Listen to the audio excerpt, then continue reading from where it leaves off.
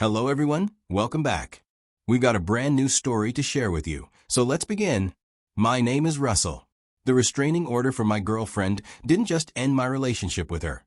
It revealed how differently we had been interpreting 3 years that I thought represented love and partnership, but which she apparently saw as control and emotional abuse.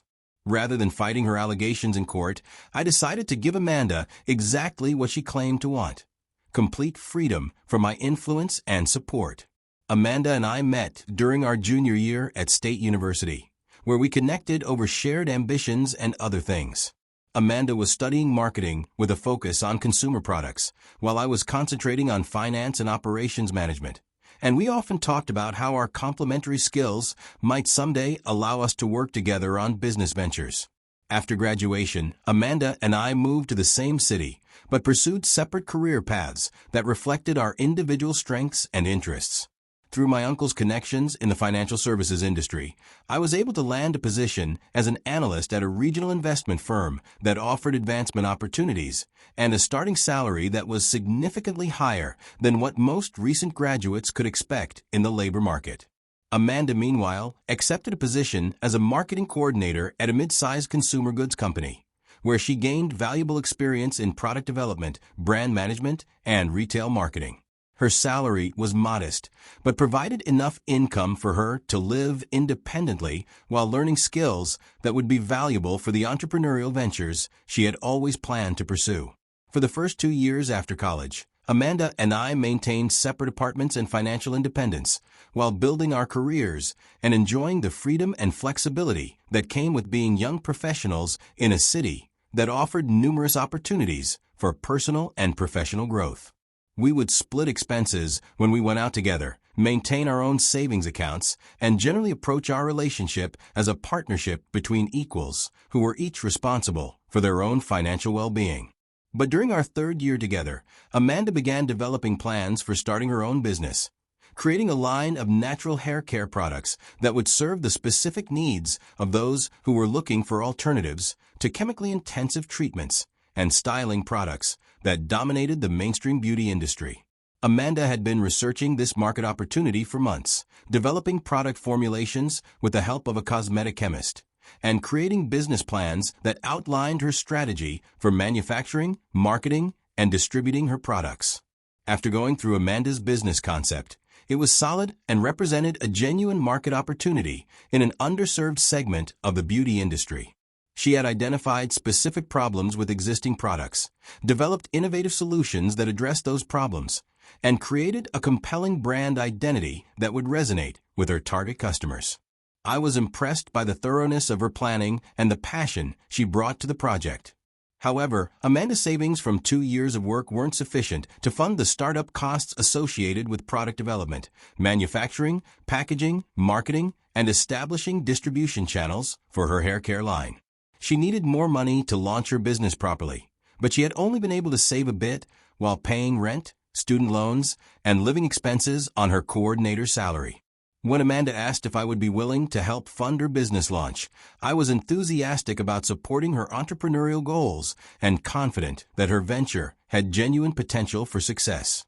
My income had grown significantly over the previous 2 years, and I had been saving aggressively with the goal of marrying her and eventually buying a house. I agreed to provide the funding Amanda needed for her business, structuring our arrangement as a combination of a business loan and personal support that would allow her to focus entirely on product development and marketing without worrying about basic living expenses during the crucial startup phase. I covered Amanda's rent, utilities, and personal expenses, while also providing capital for inventory, packaging, marketing materials, and other business costs. Initially, this financial arrangement worked well and seemed to strengthen our relationship by giving us shared goals and allowing me to contribute meaningfully to Amanda's success. Amanda was appreciative of my support, worked diligently on developing her products and building her brand, and seemed to be making good progress toward launching a sustainable business that could eventually provide her with the independence and creative fulfillment she had always wanted. But as months passed and Amanda's business development process extended longer than either of us had anticipated, I began noticing patterns in her spending behavior that created tension and disagreement between us. Amanda would make impulsive purchases of expensive items that weren't directly related to her business needs, then express stress and anxiety about being low on funds when it came time to pay for essential business expenses or personal obligations. These spending patterns became a recurring source of conflict as I tried to help Amanda understand the importance of budgeting and prioritizing expenses during the startup phase when cash flow was limited and every dollar needed to be allocated strategically. I would suggest that luxury purchases should be postponed until her business is generating revenue. But Amanda would argue that she deserves to enjoy some benefits from the financial support I was providing. The disagreements about Amanda's spending habits weren't just about money. They reflected deeper differences in our approaches to financial responsibility, goal setting, and the appropriate use of resources during a period when we were supposedly working together towards shared objectives. I viewed my support as an investment in Amanda's business and our future together, while Amanda seemed to view it as general financial assistance that she could use according to her own priorities and preferences. One particular incident that crystallized these tensions occurred when Amanda purchased a designer handbag that cost nearly $10,000, justifying the purchase by explaining that she needed to look successful and professional when meeting with potential retailers and investors for her business. When I pointed out that there were less expensive options that would serve the same professional purpose, Amanda became defensive and accused me of trying to control her choices and undermine her confidence. This argument about the handbag escalated into a broader discussion about our financial arrangement and the expectations that came with it.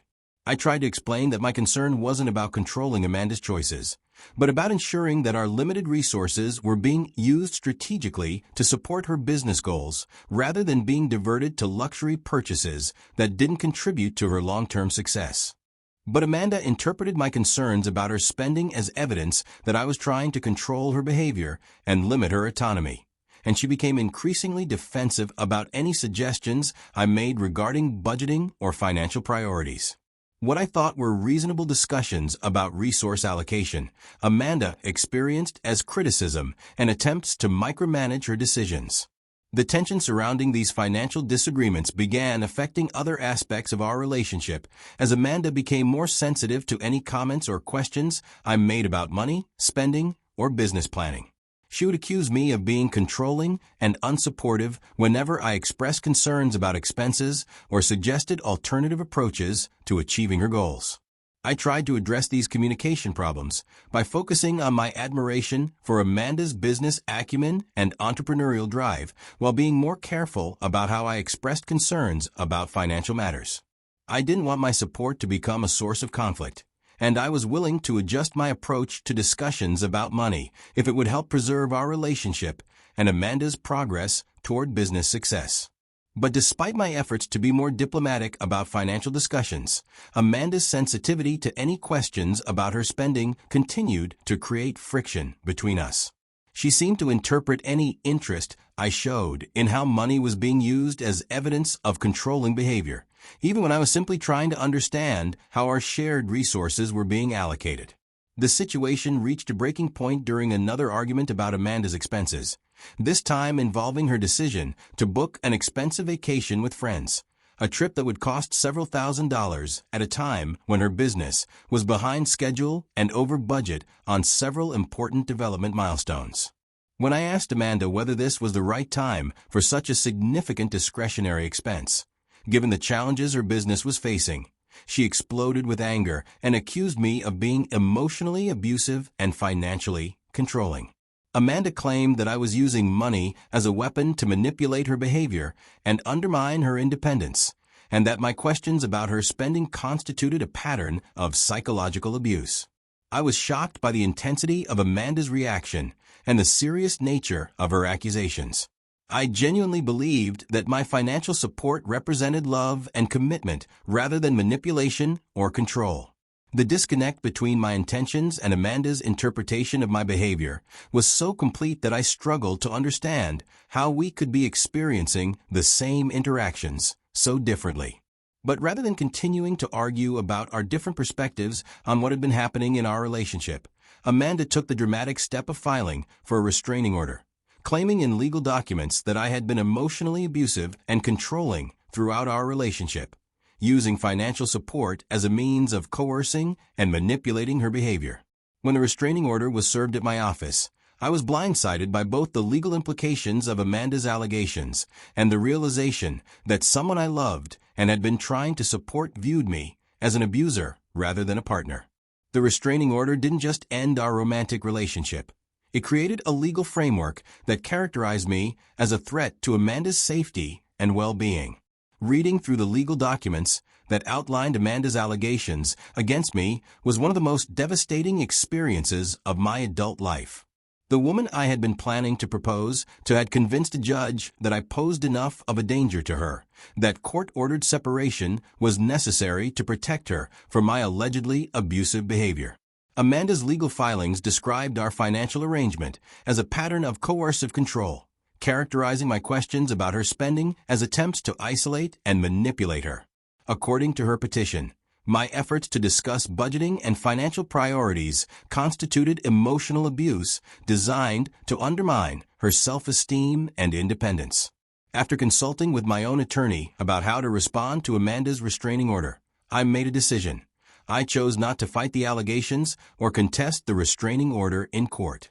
If Amanda genuinely believed that I was an abuser whose presence in her life was harmful and dangerous, then the most loving thing I could do was respect her assessment and give her the complete freedom from my influence that she was seeking.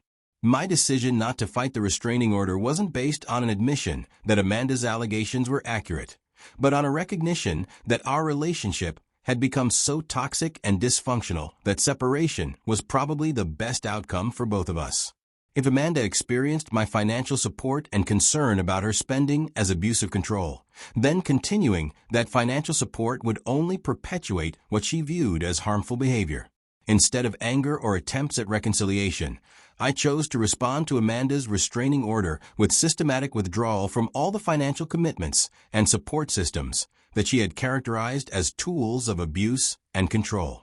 I would give Amanda exactly what she claimed to want: complete independence from my financial influence and involvement in her life.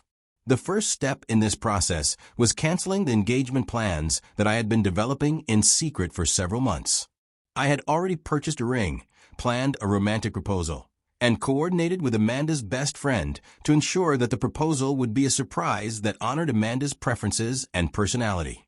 Canceling these plans and returning the engagement ring felt like acknowledging that the future I had been planning no longer existed. I also contacted the landlord for the commercial space that Amanda had been planning to lease for her business operations, a space that I had agreed to guarantee financially since Amanda's credit history and income weren't sufficient to qualify for the lease independently. Since my name was on the guarantee and I was legally responsible for the lease payments, I had the right to cancel the arrangement, which I did immediately after receiving the restraining order. Additionally, I began the process of withdrawing from all the shared financial commitments and support systems that had been funding Amanda's business development and personal expenses. I canceled credit cards that I had been paying for, closed joint accounts that provided Amanda with access to funds, and terminated automatic payments for her rent, utilities, and other recurring expenses. Rather than informing Amanda directly about these changes, which would have violated the restraining order's prohibition on contact, I simply allowed the natural consequences of my withdrawal to unfold according to their own timeline. Amanda would discover the changes when bills came due, when credit cards were declined, or when she tried to access accounts and services that were no longer available. I also instructed my attorney to send Amanda's lawyer a formal request for repayment of the money I had lent her for business development, personal expenses, and other costs that had been documented throughout our relationship.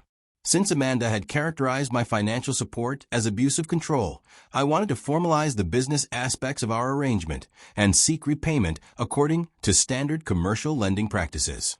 The consequences of my systematic withdrawal from Amanda's financial support began manifesting within days of my decision to respect her request for independence. Amanda discovered that her business lease had been canceled when she went to sign the final paperwork, leaving her without the commercial space she had been counting on for manufacturing and retail operations. She would eventually find out that the credit card I gave her access to will decline when she attempts her routine purchases. and the automatic payments for her rent, utilities, and other essential expenses will stop processing, which would create immediate financial pressure that she apparently hadn't anticipated when she filed for the restraining order.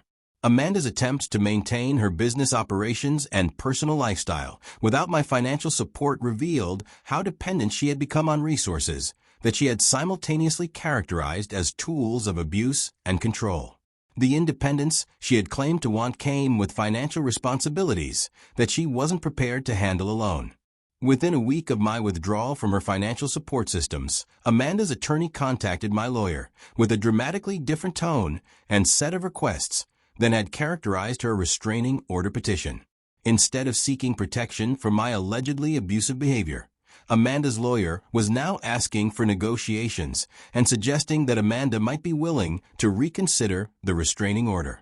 Amanda's attorney described her client as someone who had overreacted to stress and relationship conflicts, implying that the allegations of emotional abuse had been exaggerated, and that Amanda was now interested in resolving our differences through discussion and compromise rather than legal separation.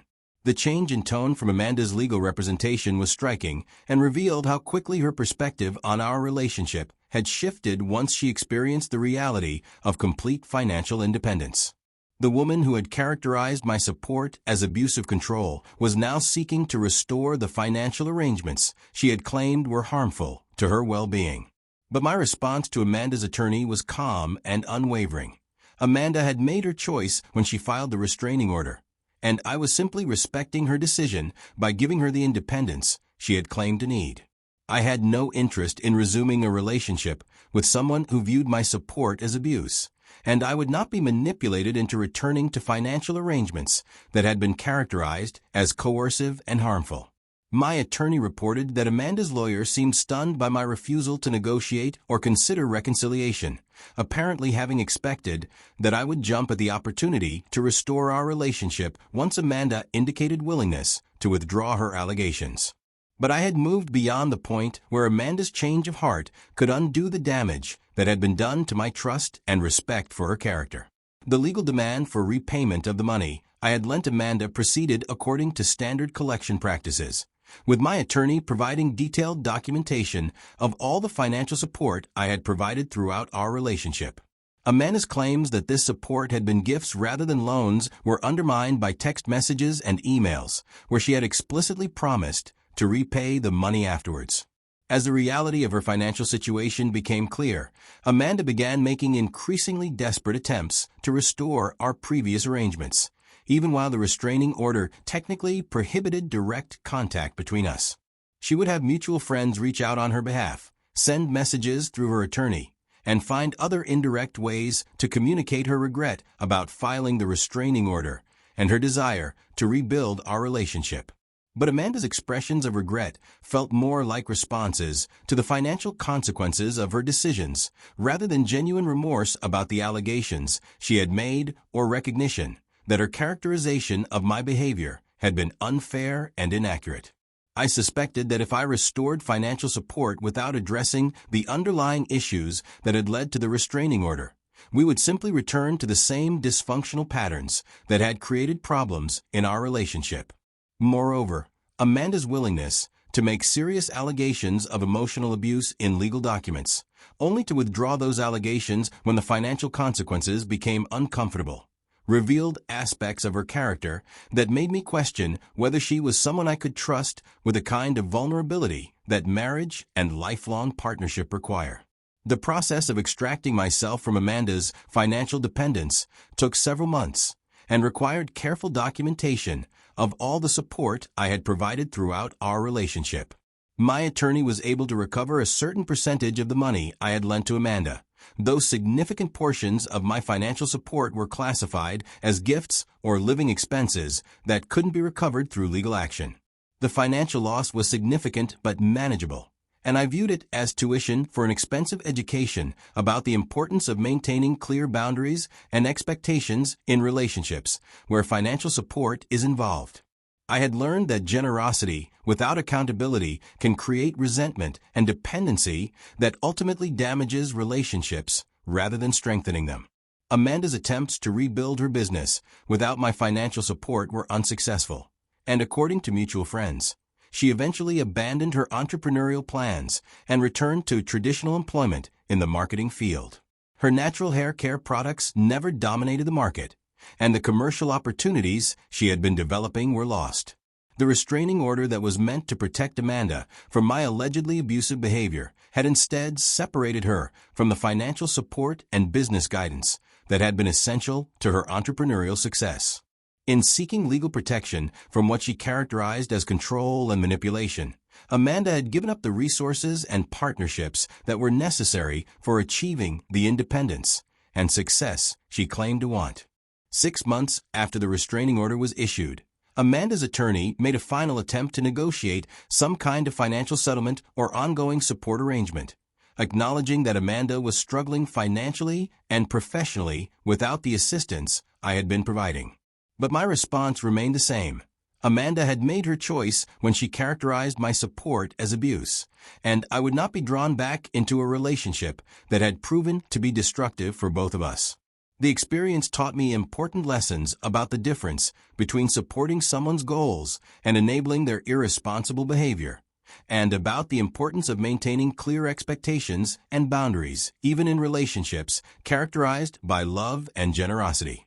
Amanda's inability to distinguish between financial accountability and emotional abuse had revealed fundamental differences in our values and communication styles that would have created ongoing problems in marriage.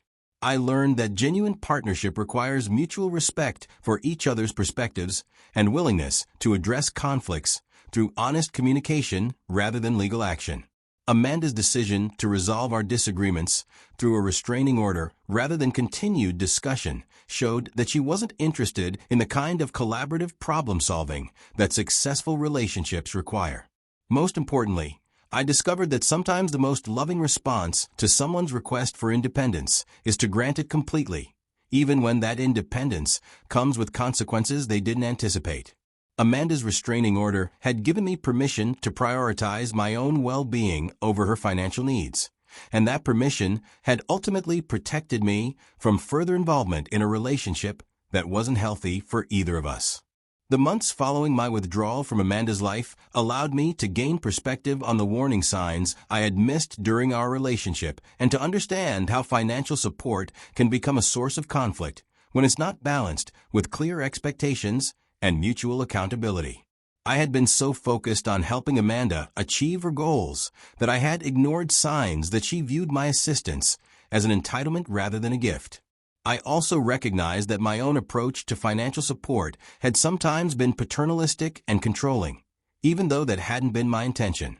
Amanda's sensitivity to questions about spending had been partly justified, as I had sometimes asked about her financial decisions in ways that implied disapproval rather than simply seeking understanding or offering guidance.